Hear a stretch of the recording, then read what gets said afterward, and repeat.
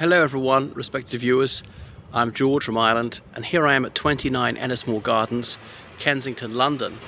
And behind me you can see the house where Terence O'Neill was born. He's the penultimate Prime Minister of Northern Ireland, but no blue plaque graces this address. So Terence Marn O'Neill was born here on the 10th of September 1914.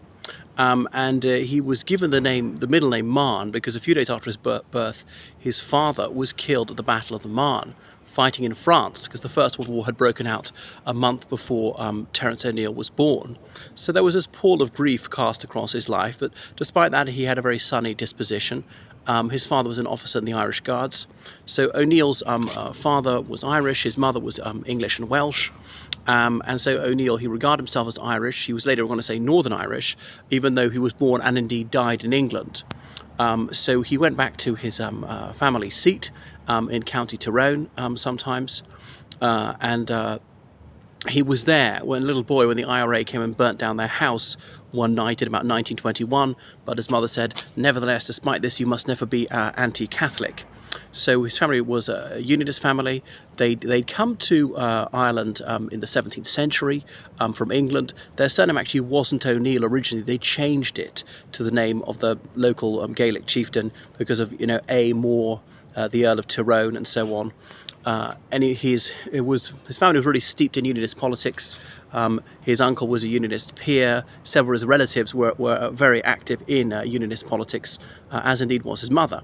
Anyway, Terence O'Neill, he had a number of siblings. He went to Sandroyd School, which was the prep school at the time. Like Lord Carrington and others went there. For reasons I don't quite understand, despite seemingly booming, Sandroyd School closed in about the 1960s, but the school's been taken over by Reed's School. It's in Surrey. Subsequently, Terence O'Neill went on to Eton. He wasn't an academic sort. He was more given to sportive tricks. He was always very lean and athletic, sprightly throughout his life, quite fast at running, nimble, good at jumping, flexible, all the rest of it, but not of an academic turn of mind. So he left Eton and he went to Sandhurst. His commissioned to the Irish Guards, like a very upper-class regiment. So the salary was really not enough to live on, given the social life that they were expected to lead, and so it helped that he had a private income. So he was, by most accounts, a decidedly second-rate army officer, because he was commissioned in about 1933 and he served to 1946, if memory serves. Now, in between, there was an event you might have heard of called the Second World War. And the British Army increased about 12-fold. So most people who were already commissioned officers by the time the war broke out were promoted several ranks because the army swelled hugely. And someone who had a bit of military experience, yeah, you can be promoted. More vacancies were created by more senior officers being killed, being invalided out, being taken prisoner, and so on. Despite that, he only ever made it to captain. So although he was a hail fellow, well met, nothing wrong with his dress, he was always unfailingly, impeccably turned out in civilian life, even on casual days. Nevertheless, he was not an outstanding army officer, to say the least. Served in various theatres in the Second World War. He got married during that time. He had a son and a daughter. Anyway, so he left the army shortly after the Second World War. I think probably even he could clearly see that his military career wasn't going anywhere, despite being clubbable, conformist, and all the things they would want, not terribly imaginative. And then he returned to Northern Ireland and he wanted to get into politics. He was in the Ulster Unionist Party. He joined the Orange Order as well. So the Orange Order is an exclusively Protestant organisation, and it says it's loyal to the British monarchy whilst they remain Protestant. Were the British royal family to become Catholic, the Orange Order would end their loyalty there too. The Orange Order doesn't specifically say it's actually in favour of the Union, although it's always assumed that it is. And of course, if you go back to 1800, the Orange Order zealously campaigned against the Act of Union, something that most Orangemen wouldn't know today. So they hold their parades. 12th of July is the focal point, well, the high point of the marching season, of course, commemorating the Battle of the Boyne 1690. But back then, the British Isles used to use the Julian calendar, not the Gregorian calendar. So it was actually 1st of July, 1690. But nevertheless, they've moved it forward to 12th of July as we changed the calendar in 1752. So he was in that, and he had his orange banneret and would wear his black bowler hat and march with all the rest of them gleefully. It was a cross-class organisation, so it was mostly working class people in it. But those who were upper class, they tended to get promotion to things like Grand Master. But occasionally you could have a working class person who was higher up on the Orange Order pecking order than an upper class person like O'Neill. So of course that might have been a great thrill to a proletarian to have O'Neill having to kowtow to him. And all but 2 Unionist MPs ever were members of the Orange Order. So there are other loyal orders as well.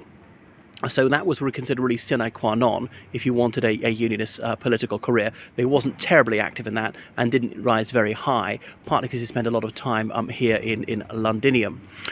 Anyway, so he was in the Parliament of Northern Ireland. Viscount Brookborough was the Prime Minister. Brookborough was cut from a similar cloth as O'Neill. He was an Ulsterman, but he'd been schooled in Great Britain. He'd gone to Winchester, was rather more scholarly than O'Neill, very good at Latin. When he did that ad portas ceremony, when a distinguished Wikimister asked back to their own school, could address the school in high-flown Latin.